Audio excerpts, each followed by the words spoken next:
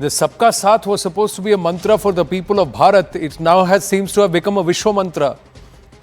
Yeah, so India has truly acted, as the Prime Minister said, as the Vishamitra in this by bringing everybody together. I don't think there's any other country in the world today other than India where his leader is able to bring, the Prime Minister is able to bring the emerging markets. The Prime Minister is able to bring the developed countries. The Prime Minister is able to bring Russia and China all together on the same table and arrive at a consensus. I don't think,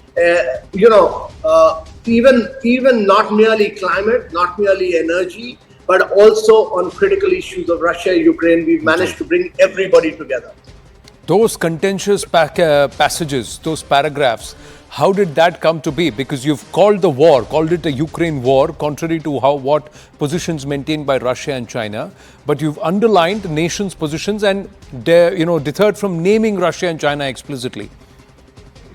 So let me first say that there were a lot of contentious issues on climate and energy which went on till the end.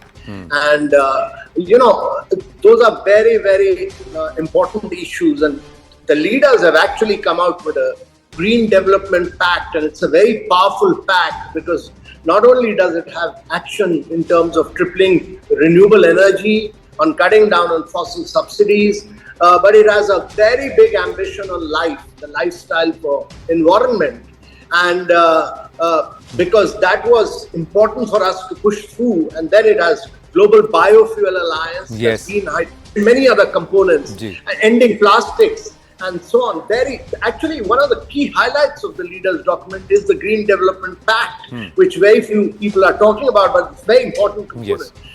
Then energy, and later, towards the end, it was last 5 days, we had locked ourselves about 50 kilometers away from Delhi.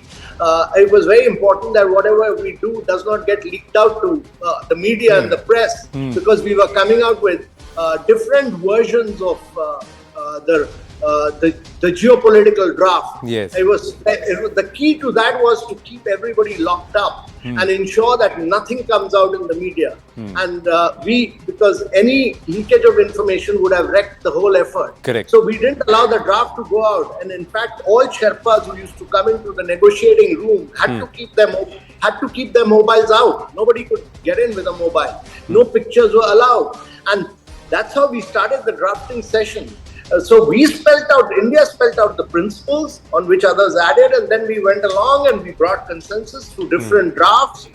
There were several versions of it, several rounds of non-stop negotiations, but at the end of it, let me tell you, that's a long story of falling apart, coming down. But the end of it, let me tell you, the clinching fact was that it was the stature of the Prime Minister. It was his elevated position where we took the risk, because what I am is really the Sherpa to the Prime Minister. Yes. And I had to take certain risks because I knew that he has a big stature. His personality in the international arena is strong, and I could take this level of risk and I could push through, and I could, with vigor and energy, and my body language and all, was confident because of my leader. And that enabled, I think in the end, it was just my ability to reflect the stature of my Prime Minister which enabled it.